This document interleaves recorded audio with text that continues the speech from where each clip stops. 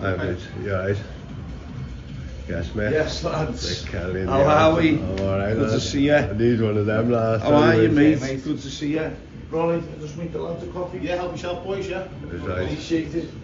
Yeah, pick your coffee, lads. Those shape button things there. They're the ones you use. Go on, have the coffee, I've just man. been struggling myself. Jet lagged I was, mate, yesterday. I've had a fucking cracking sleep though. I was definitely jet lagged yesterday. Felt like shit. I said to my brother, I wonder if it's the weight cut. She was like, no. She said it would be that you jet lag. So we researched everything about it. I came in, I was just going to have a rest, but I came in and I thought I can't just go without getting my steps in because the weight cut, you know what I mean, getting down to 70 kg, it's been tough on me. It's going to be a lot easier now because of the access to different foods I've got, but out in Africa, it's just fucking bare minimum. And I woke up this morning 1.5 kilos lighter than I was waking up out there, which is mad, mate, because I must have just been retaining water out there. Yeah. You know, because the heat, my body. So yeah, in a good place, mate. I appreciate you coming to do this with me. We've got a room in the back down there. Where we're in now. This is my mate Lenny. This is his gym. He's one of my sponsors. Nice to meet you, Lenny. Alright, mate. Hi, Kieran. Clean Body Gym. This is Jim. He's built this from doing boot camps on the field. Yeah. He's literally just created this from scratch, mate, himself. Now this is a hub for the whole community, mate. It's not just a place where people come and train. It's a place where people connect. It looks a nice yard. Yeah, what he's done, this man, he'll undersell himself, but what he does for the community and everybody in it is far and beyond just what he's provided for this in this gym. So we've got a room down the back, lads, if you want to go down there now. I'm fasting till 3 o'clock. Do you know what, mate? I'm on the back end now, the 72-hour shift. Fucking fast. Oh, yeah! I've just come off a night shift. You must be lightning at the moment. I've been driving all night. You must be lightning at the moment then. What's it like after? I've never done it. It's a bit trippy. It's a bit trippy, yeah, but it's sharp. It's like... That's what I've always been told. I've considered doing it. I wouldn't do it during the flight camp. All your senses. That's what I'm saying, Well, your body's telling you, innit? You even need to talk your way into food. That's the first anything I've had, 72 hours. It's toast to that. Right, you either need to talk your way into food or fight your way into food, so it gives you a fucking extra strength as well, doesn't it? Yeah, it's all the fun. Makes you sharp as a tack and gets rid of all your dead cells.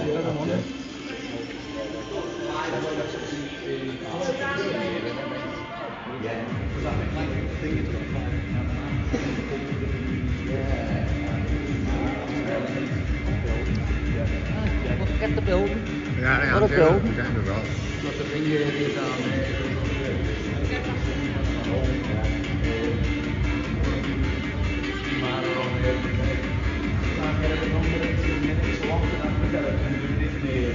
Just over 18 minutes. But I'm on altitude there, so I'm going to try and get it under 18 minutes here. Yeah, that's right. He had a bit of a fire in here not long back because he had the saunas in the room through there. Yeah. You know those cheaper ones? Yeah. And he ended up going on fire. But this is where we're set up here. Sorry, lad, for the chairs, so I'll sit in the box in the middle. This is lovely. If we just, I don't know how you usually do it. How big? Massive, mate. Room's upstairs. Massive. Oh, sweet. Massive. And he has this is rammed, mate. Every morning this is rammed. I used to run classes and that. Yeah, did all the same. Did you? He's done well, though, hasn't he? From doing a boot camp. He's done dead well, mate. From doing a boot camp down at Dips in New Brighton to where he is now. He's an ex-soldier as well, and he's like, we've got a bit of a mutual thing there. Yeah. And I set a business up years ago in response to COVID. I set an antiviral cleaning business up, and I needed spaces to kind of run my kit out and let people see me. He was the first one. He was like, come down, do the gym. So boss fella, mate. Lovely fella. He helps me out now. Right, how do you want it, lads? What would be the setup be? I think just the 2 chairs, we got 2 chairs there and stand on, put this on the box. Yeah, I was going to say that. Just Okay. Yeah. Should we move the box Just over? move the box. Yeah. Yeah. We'll get the bag in.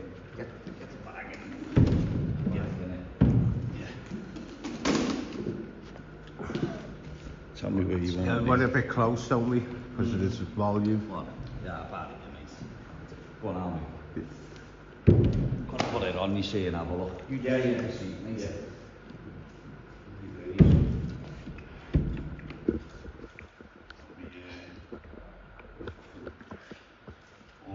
I'm fasted till 3, but I have all my what's the word? You know, all my Your salts and the electrolytes like. and all that. Yeah. Well, I've Have you literally. been doing that on your fast? Yeah. Well, what I've been doing, mate, is I've been having juice, Right, yeah, but yeah. only. And when I say juice, it's not juice; it's just fruit. Yeah. Do you know what I mean? Yeah. But Just literally squeezed out. just squeezed out, mate. And then even then, not loads of it, just mainly lemon, Yeah. mainly lemons, Yeah. lemon water all day. That's what I flush with. What any kind of magnesium or anything like that?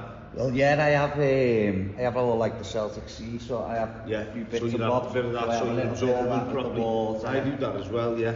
I do that every morning. It's Sorry, mate. I haven't got another chair. Yeah, I'm going to Oh, stand that's behind, all, mate. mate, I'm it's just all showing right. it's on there. He never gets his fucking kite on, does he? Does that shows when we're out and about. Behind them. Yeah. Right, fire away. So we're not scripted, and we can we can go ahead with it. Thank you for having me on. That's right. First and Cheers for foremost, having I us, mate. appreciate that.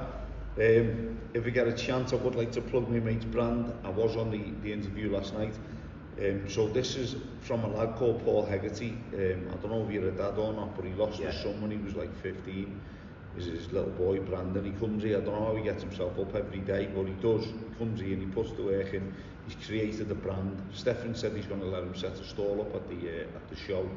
I just wish nothing but success for him, because I've got 4 sons myself, mate, and the idea of losing a child to me is like fucking heartbreaking. I can't even look at him properly, mate, to be honest with you. But I just thought I'd wear his brand and try and get him as much exposure as possible. Yeah, that's right, mate. So if you get a chance, go over to Iron Gen X Fighters. He'd love to get behind you and help you and wear one of his t-shirts. That's right. Where's it based? Here. Is it here? From the gym, yeah. He Here. comes in here, he trains. Yeah. Yeah. Fucking. We used to go out drinking together years ago when we were younger, and I didn't see him for years, and I heard that happen to him. Anyway, not just starting off on that. Yeah, you're all right. Well, we'll start with you smashed it last night. Brilliant, mate. Did it go across well? Yeah. Brilliant. Come away from that. You never know, do you, how you're being perceived? No, it's horrible, innit? Yeah, and I come away from that thinking, maybe I sounded like a little bit of a knobhead there, and I spoke about myself too much and whatever else. I'm dead self-conscious, but yeah, I appreciate you saying Brilliant, that to me. mate. Yeah. No, the little your little jabs and that. Everything was brilliant. It just didn't go too far. It wasn't like nothing below the belt. Know what I mean? Ultimately, he's a fighter. I respect him. Respect and I'm not a nasty person, mate. You are funny. Yeah, I haven't got that in me to be nasty to people. You know what I mean? Like I'm just not a nasty person. But at the same time, I know I've got to try and sell this fight. And you certainly done that, mate. And it did piss me off when I was out in Africa. I was fucking starving. I was out in Africa and listen, mate, my diet out there is very, very simple. I'm talking like cucumbers and fucking chicken. Yeah. Right? Because the selection of what I've got from the supermarkets, and I read, I will be British champion, and I'm just thinking, do you know the work I'm putting in, lad? You will be, will you? So I thought I'll make a post and and let them know, no lad, I'm going to start you. And I genuinely believe that. I'm not just saying it. I'm going to walk across the ring and I'm going to knock you unconscious. That's what I believe. So I thought I'd get it going, and it got a bit of traction, and I thought, actually run with this. You know, that's not usually me. Usually we're like humble fighters. Everyone messaged me and was like, don't let him get into your head. He's not getting into my head at all. It's a bit of fun, but everyone messaged me and was like, well, you usually just see you as a silent assassin from when know, back in the day when he used to fight, I wasn't someone who was a talker, or someone who could just get in there, say nothing and then turn you over, but yeah, I appreciate you saying that come across well. We loved it. It was good, wasn't it? I love it, mate. We used to do them ages ago. My mate Dad, who was on this, he used to do this with me. But before he died, we used to do that. We used to get quite a few lads on and have them have a little ding dong on there. Yeah. It sells, doesn't it? I'm sorry about you, Mick, passing away. Yeah, it is what it is, mate. Everyone knew about it. It was went in for Arthur Christmas. Went in for Arthur, dropped them off, rung me up an hour later, didn't he? And said, I'm not coming home. He didn't come home. Stage 4 cancer, like that, man. Wow. 4 weeks. He was on the poddy every day. He was like, he started it with me. But, fucking hell, mate, I'm sorry about that. And it just shows you, doesn't it, that you never know what's coming. No. And so capitalise on every single opportunity that there is in life and make the absolute most of it, because live while you can. Death's around the corner, mate, for all of us. So that's what I was thinking to myself when I started, when I was 7 months ago, when I was out of shape and I was fat. And I was thinking, I'm not living my life to my fullest here. I'm not happy. I was genuinely depressed. No, I'm not happy. I'm on my purpose now. You seem like I'm on my purpose, mate. That spark at the moment, mate. You look happy. I'm the happiest I've been in years. Don't get me wrong, with the weight cut, like, there is fucking miserable days. And there's days I'd like to be a better father, where I'm snapping at my kids, where I'm tired, where I'm tired and I'm drained. But as far as being happy goes, and I feel like if there's been a time in my adult life where I'm seizing the moment, it's now. I'm seizing the moment now, mate. So that leads us into that nicely, doesn't it? Yeah, seize your moments. Yeah, 100%, mate. Right, I'm gonna hit you with a few fast ones, mate. Go ahead. I think I know the answer to this one. Most memorable bareknuckle moment. Most memorable bareknuckle moments? Yeah, what stands out to you? Well, there was a moment before I went out into the ring, right? And all day I'm pacing. I've got videos on my phone, warming up in the room. I was pacing all day. I was terrified before I got in. You don't know what's left in the tank. It's been 17 years since I've boxed. I've had spars. I've gone into the gym. I've had spars where I was overweight and that, and been lit up by fighters and come out with a headache and all that, right? In between. So I didn't know what I was going to have left. I hadn't found anything on my opponent. And there was a moment before I went out where my arse is fucking gone, right? I'm waiting for my music to kick in. My missus is talking to me, saying, "You're gonna be fine," because I have it right there next to me. And I just told her to shush. And I got into my own head and just said, "You'll be fine. Just attack." And then my opponent showed up. We're both waiting to go. I started shadowboxing. Just me and him. Just me and him there. And I didn't say it, but I was like, "Are you ready, pussy?" And that's what, that's what, in my head, you know what I mean? Like, that was the most memorable moment for me, because that's where Tyson talks about it, doesn't he? Yeah. He talks about it before I go out, I'm terrified, and then when I walk to the ring, I'm a god. Yeah. And honestly, it resonates with me now, because all of the worry went out of my mind. The fight, I knew what was going to happen in the fight. Once the fight started. I already knew. I'd already visualised it. I already knew what was going to happen. I've been doing this for years, since a kid. I've got the same knockout that I hit that kid with from when I was a kid. I'll walk you onto that shot. I've got a high IQ. So I knew how I was going to do it. It was just having certainty whether I was going to be able to do it. And that moment just before I walked out, when it was just me and him in that dirty little back room kind of thing. And he walked in, and I looked him round his eyes, and he started warming up in front of him. That for me was the most memorable. The most memorable for me. The rest of it all just come natural. If I'm honest. I know that might seem strange, but that's the most memorable part. That's a brilliant answer, because it's different, isn't it? That's different to most people's, isn't it? I mean, everyone. I was actually that conscious that when my music kicked in and I'd already walked down to have my fucking Vaseline done, I missed the fucking beat I was meant to walk out at. And I was like, oh, I've just missed the beat there. You know, I come out to Dogs of War, mate, by AC/DC, and I was meant to come out when he starts singing, but I just walked down beforehand and I was fuming with myself, yeah. Does it help you to have your partner there? Katie, Yeah. mate, fucking hell. Yeah. 100%, she's my backbone. She's there all the time, like you said before, Fiore, and he asked him in the changing room. I needed it. I've got a text, I sent her a text that I need you up here. I had my dad and my son, didn't I? So my dad's never been a coach, he's just always been around me fighting. My son, I've coached him from being younger, but he's 16, you know, he hasn't really got much wisdom to offer. But I knew ultimately I needed somebody in my corner who loves me, because if I'm taking a pasting in there in bareknuckle and it's going to rearrange my face for the rest of my life, you need someone in your corner who's going to turn around and go, no, that's dumb. Yeah. We're not doing that. Yeah. You know, whereas I see a lot of these fighters getting put to the sword and they're repeatedly getting up, and you can see there's no chance of them winning. And that's just the coaching me. I've coached hundreds of fighters, I've done the corner for loads of fighters. And there's a time where you realise this is a sport. This is not kill or be killed. This is a sport. And so, having my wife there, it's like it's for me.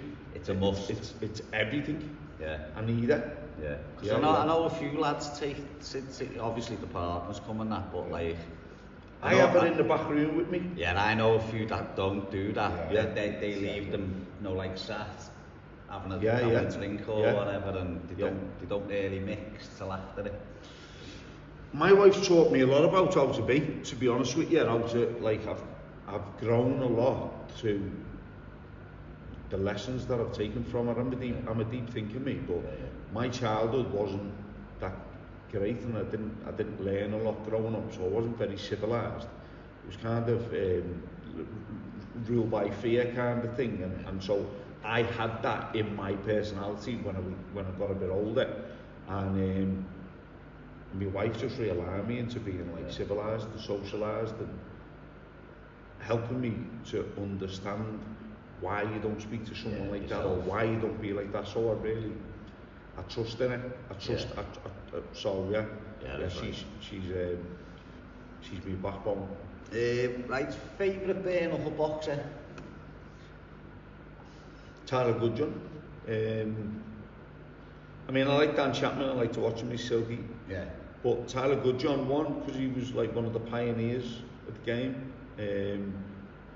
I like the way he sits in the pocket. I like the way he slips shots. I like the way he makes it like a boxing fight. I'm a boxing fanatic first and foremost. So Tyler Goodjohn, and I like the way, to be honest with you, you know, Muhammad Ali had his fucking jaw broke by Ken Norton and boxed him for 15 rounds. Yeah. You can see Tyler Goodjohn's got that in him in abundance. So Tyler Goodjohn embodies what I would like to display as a bare-knuckle fighter. I didn't like watching him when he boxed that Welsh kid. I didn't like watching that. I wished he would have pulled him out because he was taking a bit of a pace then. It wasn't necessary. It was fair that he was Barry Jones. Yeah. It was fair that he was a bit out of his depth there. He was catching long range shots, and I didn't like it. But Tyler Goodjohn, years ago I was speaking about him. I rate him. I really rate Tyler Goodjohn. Nice.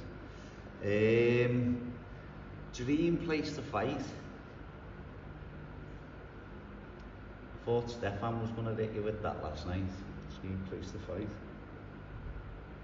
So Vegas, MGM. None of that means anything to me.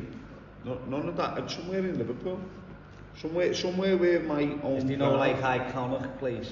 Do you get what I mean? No, I boxed in York Hall as a kid. I got to box in York Hall as a kid. There's no real iconic place for me, MGM and all of that. It's all been done, Somewhere that means something to me. I'd love to fight in the Olympia. I'd love to sell a show out in the Olympia. I've been to so many shows there, watch my mates perform. I'd love to go to the Olympia, have a bad to the bone set up, made around me. Or me being the top of the bill. And the show, headlining in like my home city, and even though I'm from over here, but you know what I mean. Yeah. But definitely fight somewhere where everyone from this area who gets behind me could come and watch me. Yeah, MGM and all that'd be great, but that's not.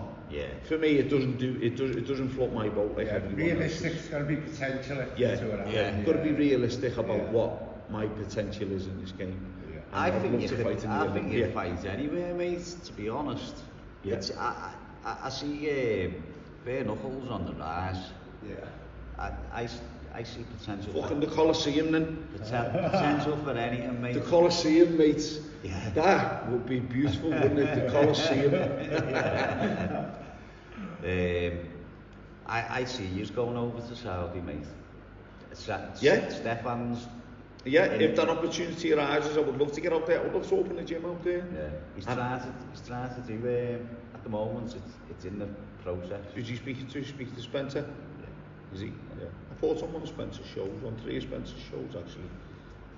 Yeah, I fought when he had the EBF. Yeah. Fought on 3 of his shows, yeah. It's not on concrete yet, but it's supposed to be happening. I would love to do that. I love Stefan, mate. Yeah. I hope the best for him, and I hope, you know. He's good, and he makes his guy gave me a chance. He's a straight guy, and straight guy. That's straight it. shooter. You don't get many straight shooters. He's not a hustler. No. What he says is he does, and that's all he's shown me, mate. That's he's all he's a straight shooter, and he's like Lenny in respect of he does a lot for the community that goes unheard. He does. Do you know what, mate? He owns a CIC. Yeah. Do you know what a CIC is? I used to own a CIC. Yeah, did you? Yeah. He doesn't claim nothing, but I didn't. Yeah. I was doing what he's doing. Yeah. And I didn't tap it. He took a loss in Hull. What? He took a loss. He took a loss in Hull. Money-wise, took a loss. Oh yeah. No, he took a loss. I know. I've told him, mate. I used to have all the contracts with the early action, police. Yeah. Fucking knife crime, all that. Yeah. But I used to have all the contracts for that, and I up until COVID 2019. He shut me down. Start of COVID. I got the council in, police in, they were all in my gym, fucking big meeting. And I'd done 2 years of door-to-door pickups with the police, with these kids.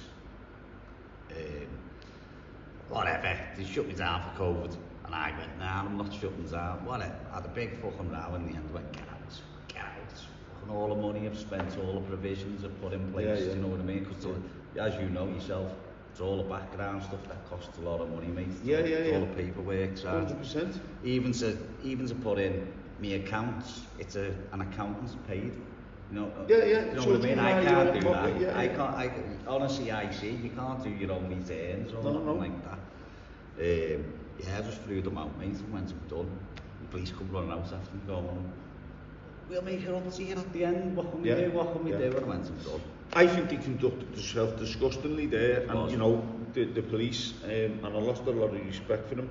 At the time, I won't say who I was working for, but they were part and parcel of that party that went on in, you know, where all the Conservatives were at that party. It was all over the news.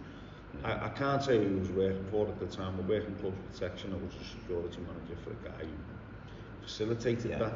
And so I was exposed to a lot of conversations at a high level. Like Prime Minister level. Right. I don't know, you probably have to edit this for me, but I was exposed to a lot of so I was seeing what was going on, and then like my mates at gym, now those busies, those coppers are working class lads like me and you. They don't realise they're in the same pool as us. So they're privy to the George Orwellian takeover that's going on. But they're enforcing it. And they're working class fellas like us. And it's going to harm them. It's going to harm their kids. That's what they don't know. Money in it. But they do though. So how can you look yourself in the mirror that day when you're doing that?